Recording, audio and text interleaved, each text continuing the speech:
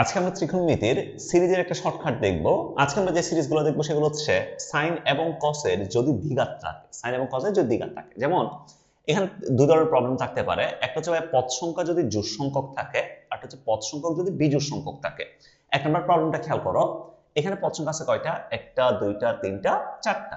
তাহলে এটার অ্যান্সার হচ্ছে ভাই পদ সংখ্যা ডিভাইডেড বাই 2। তার মানে এই কোয়েশ্চেনের অ্যান্সার হচ্ছে 2, পদ সংখ্যা ডিভাইডেড বাই 2। দুই নম্বর কোয়েশ্চেন আসো। দুই নম্বর কোয়েশ্চেন বলছে কি sin square 3 degree, sin square 9, sin square 15, এভাবে sin স্কয়ার 177 পর্যন্ত আছে। তোমাকে পদ সংখ্যা ডিরেক্টলি বলে দেওয়া নাই, বাট তুমি দেখো এখানে সমান্তর দ্বারা না, পার্থক্যটা 6 করে, পার্থক্যটা 6 করে সমান্তর দ্বারা পদ সংখ্যা আমরা বের করতে পারি। তাহলে পদ সংখ্যা বের করো, শেষ পদ মাইনাস প্রথম পদ ডিভাইডেড বাই সাধারণ অন্তর প্লাস 1, প্লাস 1। তাহলে কত আসে ভাইয়া? 174 ডিভাইডেড বাই 6 প্লাস 1।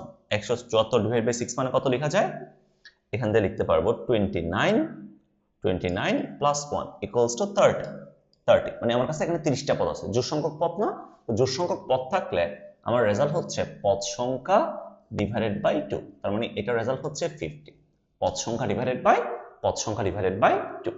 এরপর 3 নম্বর কোশ্চেন আসো। 3 নম্বর কোশ্চেনে বলছে কি দেখো, cos স্কয়ার 0 থেকে তোমার cos স্কয়ার 90 পর্যন্ত দেওয়া আছে। পদ সংখ্যা কি দেওয়া আছে? দেওয়া নাই। পদ সংখ্যা বের করো। কেমনে বের করবা? শেষ পদ মাইনাস প্রথম পদ ডিভাইডেড বাই সাধারণ অন্তর 10 করে প্লাস 1। তাহলে কত আসে? 90 ডিভাইড বাই 2 মানে হচ্ছে 9 প্লাস 1। 9 প্লাস 1 ইকুয়ালস টু কত?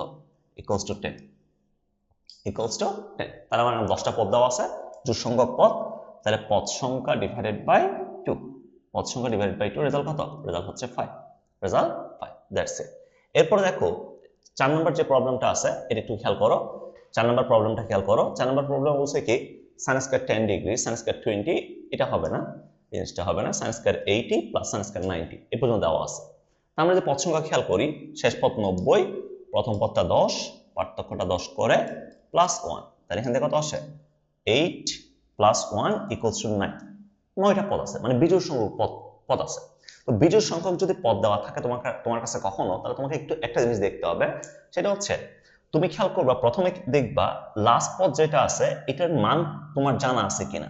যেমন এখানে sin 90 আছে, লাস্ট পদটা sin 90 আছে, এই মানটা জানা আছে না ভাই? এই মানটা জানা আছে না? তার মানে তুমি দেখো লাস্ট পদের আগ পর্যন্ত তোমার কাছে পদ আছে কয়টা? 8টা। লাস্ট পদের আগ পর্যন্ত পদ আছে 8টা। তাহলে 8টা পদ থেকে তোমার রেজাল্ট আসবে, 8টা পদ থেকে তোমার রেজাল্ট আসবে 8/2, 8/2 মানে জোড় সংখ্যক ডিভাইডেড বাই কি? 2, জোড় সংখ্যক পদ ডিভাইড বাই 2 প্লাস। এরপর শেষ পদের মান তোমার জানা আছে না? শেষ পদের মান যদি জানা থাকে sin 90 ভ্যালু কত? 1, তার মানে 1 স্কয়ার। তাহলে রেজাল্ট আসবে কত? 4 plus 1 equals to 5। That's it, এটা আমাদের অ্যানসার। ওকে, সো অনেক সময় বিজোড় সংখ্যক পদের ক্ষেত্রে একটা জিনিস খেয়াল রাখবা, সেটা হচ্ছে যদি তোমার লাস্ট পদের মান যদি তোমার জানা না থাকে, সেক্ষেত্রে তোমার মধ্যপদটা নিতে হবে। সেক্ষেত্রে মধ্যপদটা তোমার থেকে যাবে। বাকিগুলা থেকে তুমি হচ্ছে n/2 দিয়ে রেজাল্ট বের করতে পারবা, প্লাস দিয়ে মধ্যপদটা তখন তুমি লিখবা। ঠিক আছে? এই টাইপের কিছু প্রবলেম আমাদের বইতে আছে, এগুলো একটু দেখি। ওকে, আজকে পর্যন্ত থাক, বাকিটা নেক্সট ক্লাসে দেখবো আমরা।